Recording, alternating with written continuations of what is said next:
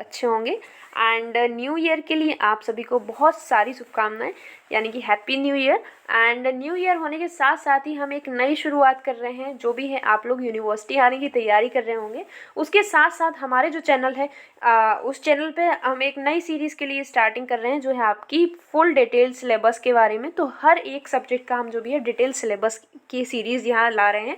तो बारी बारी से हर सब्जेक्ट की सिलेबस को हम यहाँ टोटल डिस्कस करने वाले हैं। तो चलिए बिना देरी की स्टार्ट करते हैं। एंड आज की इस वीडियो में हम बात करेंगे इकोनॉमिक्स के सिलेबस से, कि इकोनॉमिक्स में आपके जो है टोटल नंबर ऑफ पेपर कितने होते हैं, कितने आपके पेपर होते हैं यहाँ, एंड कितना जो भी है आपका क्या सिलेबस रहने वाला है इस ईयर के लिए। तो चलिए बिना देरी के स्टार्ट करते हैं। तो देखिए, आप जब ये देखिए, पहले एक चीज़ और क्लियर कर दूं कि ये जो आपका सिलेबस दिया हुआ है एकदम ऑफिशियल सिलेबस है, ऑफिशियल साइट से डाउनलोड किया गया है। दूसरी चीज़ ये है कि आप लोगों को काफ़ी लोगों को ये डाउट होगा कि यहाँ 2020-21 क्यों लिखा हुआ है, क्योंकि अभी तक ऑफिशियल साइट में यही चीज़ है। जब से कोरोना चल रहा है तब से आपका यही कर्टेल्ड सिलेबस एप्लीकेबल है यूनिवर्सिटी में। साथ ही साथ अभी देखिए, आप फिर से देख सकते हैं कि जो भी है आपका कोरोना फिर से आ रहा है, ऐसा सारी न्यूज़ आप लोगों को पता ही होगी बाकी। तो अभी जितना चांसेस है आपका यही सिलेबस एप्लीकेबल होगा वहाँ। एंड अगर कोई चेंज होता है, अगर इसमें से भी अगर आपका कोई पार्ट अगर हटाया जाता है, तो वो आपको जब आप क्लास करेंगे तब आपको प्रोफेसर्स के थ्रू बता दिया जाएगा। अभी के लिए अभी जो आपका सिलेबस है यही मान के चलिए, आपका यही आपको पढ़ना है। अगर एक दो टॉपिक आपके जो भी है डिलीट किए जाते हैं तो वो आपको बताया जाएगा। तो स्टार्ट करते हैं आपका। तो सबसे पहले देखते हैं आपका जो भी है बीए इकोनॉमिक्स। अगर आपके पास इकोनॉमिक्स सब्जेक्ट है तो आपको कितने पेपर देने होंगे। तो आपको देखिए 3 पेपर देने होते हैं इकोनॉमिक्स सब्जेक्ट अगर आपके पास है तो आपको क्या है 3 पेपर देने होंगे। पहला जो आपका पेपर होता है वो होता है माइक्रो इकोनॉमिक्स का, ठीक है। दूसरा जो पेपर है वो है आपका इंडियन इकोनॉमी। एंड थर्ड जो पेपर होता है आपका टेक्निक्स ऑफ इकोनॉमिक एनालिसिस, यानी कि ये आपका थर्ड पेपर आपका स्टैट्स का होता है, यानी कि स्टैटिस्टिक्स जिसको हम कहते हैं। एंड यहाँ जो भी है आपको मैथमेटिक्स ज़्यादा देखने के लिए मिल जाएगी। तो अब देख लेते हैं आपका जो भी है सिलेबस। सबसे पहले डिस्कस करते हैं आपका माइक्रो इकोनॉमिक्स का सिलेबस। तो बेसिकली यहाँ देखिए यूनिट 1 का देखते हैं। तो यूनिट 1 में आपको बेसिकली क्या पढ़ना होगा, नेचर ऑफ माइक्रो इकोनॉमिक्स, उसका माइक्रो इकोनॉमिक्स एंड उसका डिफरेंस क्या है मैक्रो इकोनॉमिक्स से।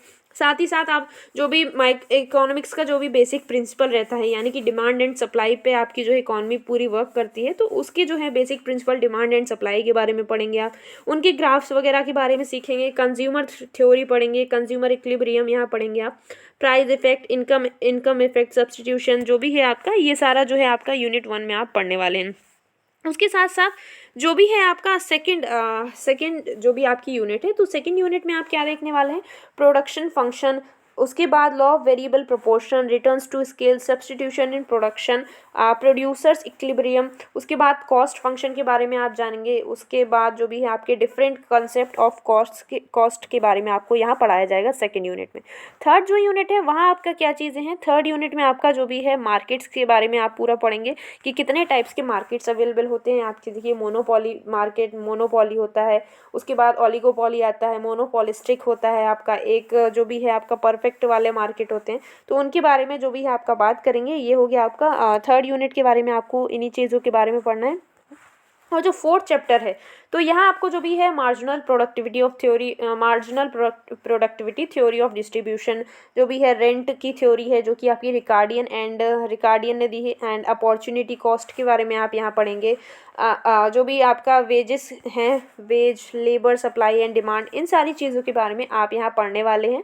तो ये हो गया आपका पूरा, ये आपकी जो 4 यूनिट है ये आपकी माइक्रो इकोनॉमिक्स में रहने वाली है। इसके लिए मैं आपको बुक ऑलरेडी बता चुकी हूँ कि आपको कौन सी पॉल एंड सिमुलेशन की बुक ले सकते हैं आप माइक्रो इकोनॉमिक्स के लिए, अगर आप एकदम बेसिक्स से पढ़ना चाहते हैं।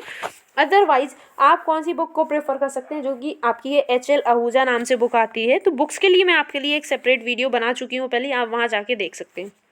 अब देखते हैं आपका दूसरा पेपर आपका किसका होता है, इंडियन इकोनॉमी का होता है। तो आपको पूरे इंडिया में आपकी जो भी इकोनॉमी, इंडिया की इकोनॉमी, उसके बारे में आप पढ़ेंगे। साथ ही साथ उसकी नेचर कैसा है इंडियन इकोनॉमी का, एंड उसकी प्रॉब्लम्स के साथ आप सेकंड पेपर में डील करेंगे। तो आपका जो भी है फर्स्ट यूनिट, इसमें जो है फर्स्ट यूनिट में आपको बेसिकली क्या पढ़ना है, nature and symptoms of under development, under development की नेचर और उसके क्या सिम्टम्स हैं, main feature of Indian economy, आपकी इंडियन इकॉनमी के मेन फीचर क्या है, कि मेन क्या कैरेक्टरिस्टिक हैं आपकी। उसके बाद जो है आप यहाँ पढ़ेंगे IFT यानी कि इंडियन फॉरेन ट्रेड के बारे में पढ़ेंगे, उसकी कंपोजिशन, उसकी डायरेक्शन के बारे में पढ़ेंगे। नेक्स्ट जो हमारे पास है ये है आपका पूरा एग्रीकल्चर सेक्टर पे बेस्ड। तो एग्रीकल्चर जो हमारी देखिए इंडियन इकॉनमी है एग्रीकल्चर बेस्ड इकॉनमी है, तो हमारे यहाँ एग्रीकल्चर काफ़ी अमाउंट में, काफ़ी ज़्यादा उसमें होता है, काफ़ी ज़्यादा तादाद में हमारे यहाँ एग्रीकल्चर होता है। तो एग्रीकल्चर से रिलेटेड चीज़ें भी हमको यहाँ पढ़ना ज़रूरी है। तो एग्रीकल्चर सेक्टर के बारे में हम यहाँ पढ़ेंगे, उसके सैलेंट फीचर्स पढ़ेंगे। उसके बाद चेंज इन एग्रेरियन स्ट्रक्चर यानी कि क्या चेंज आ रहे हैं पहले के टाइम से अभी के टाइम में। उसके बाद जो भी आपका rural credit structure in India and जो भी ये यहाँ बैंकिंग का सिस्टम चलेंगे पढ़ेंगे कि एग्रीकल्चर के लिए हमको कहाँ से लोन मिलता है, कौन कौन सी MNCs हैं, क्या हमको फंड कहाँ से मिलते हैं, ये सारी चीज़ें हम यहाँ पढ़ेंगे। उसके बाद हमारे पास rural unemployment in India, primary agriculture credit society, NABARD bank जो कि बेसिकली एग्रीकल्चर के लिए ही है। तो जो भी है आपकी इन सारी चीज़ों के बारे में सेकेंड यूनिट में हम यहाँ पढ़ेंगे। एंड थर्ड यूनिट का देखें, थर्ड यूनिट है हमारा पूरा इंडस्ट्री बेस्ड। तो इंडस्ट्रियल सेक्टर के बारे में हम बेसिकली थर्ड यूनिट में कवर करने वाले हैं। उसके साथ साथ ऑब्जेक्टिव्स क्या हैं इंडस्ट्रियल डेवलपमेंट के, categorisation of industry, role and important of cottage and small scale industry यानी कि जो आपकी ये इंडस्ट्रीज होती हैं कैसे इंडियन इकॉनमी में अपना जो भी है कंट्रीब्यूट करती हैं, problems of industrial labour in India, जो भी इंडस्ट्रियल लेबर हैं उनकी क्या प्रॉब्लम्स आपकी रहती हैं। लास्टली हम जो देखेंगे सबसे इजी चैप्टर है आपका पूरा, ये है आपकी मतलब एक समरी टाइप से है इस चैप्टर में आपका जो भी इंडियन इकॉनमी है हमारी, कि कहाँ किस चीज़ का ज़्यादा प्रोडक्शन होता है, कहाँ से इंपोर्ट होता है, कहाँ से चीज़ें एक्सपोर्ट होती हैं, वो सारी चीज़ें बताई गई हैं यहाँ। तो इनके जो भी ये इकॉनमी ऑफ यहाँ देखिए आप उत्तर प्रदेश की इकॉनमी के बारे में पढ़ेंगे यहाँ। तो उत्तर प्रदेश की चीज़ें आपको पढ़नी होगी कि उत्तर प्रदेश में कौन सी जगह में आपका जो है एग्रीकल्चर है, कौन सी जगह में आपका सिल्क का प्रोडक्शन होता है, ऐसा ऐसा करके आप लोग जो भी है हर चीज़ यहाँ पढ़ने वाले हैं। तो वहाँ देखिए डेमोग्राफी पूछी जाती है, demographic features of Uttar Pradesh, agriculture in Uttar Pradesh, natures and problems, उसके बाद इंडस्ट्रियल डेवलपमेंट इन उत्तर प्रदेश। तो ये हो गया आपका सेकेंड बुक के साथ, सेकेंड बुक का ये हो गया आपका सिलेबस जो कि आपका सेकेंड पेपर होता है।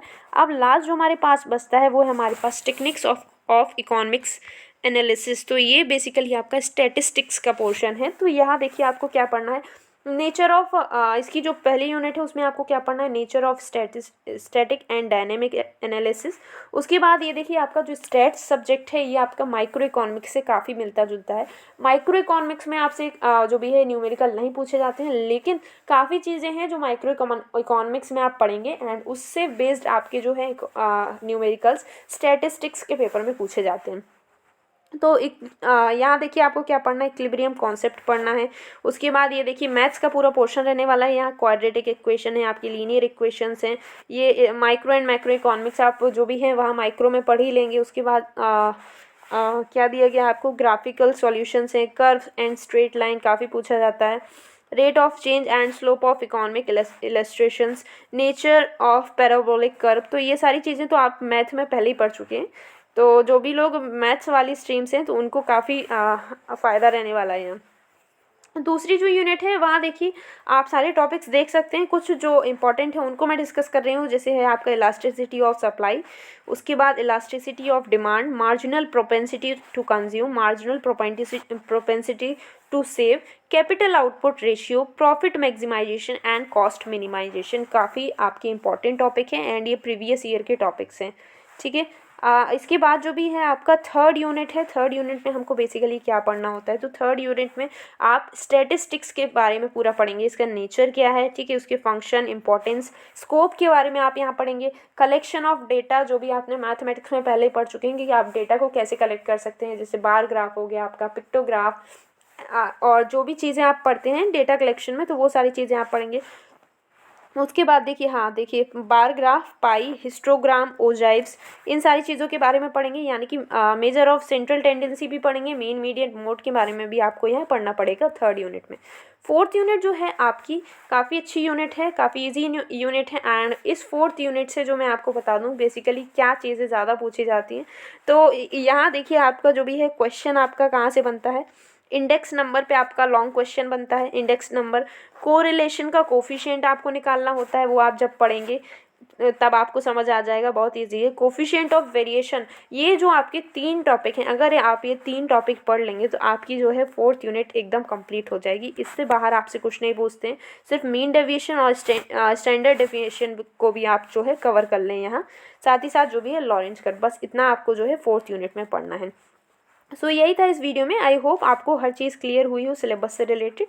एंड ऐसी और वीडियो के लिए सब्सक्राइब कर लीजिए, टेलीग्राम से जुड़ जाइए, वहाँ जो भी है आपको सारी अपडेट देती रहूँगी।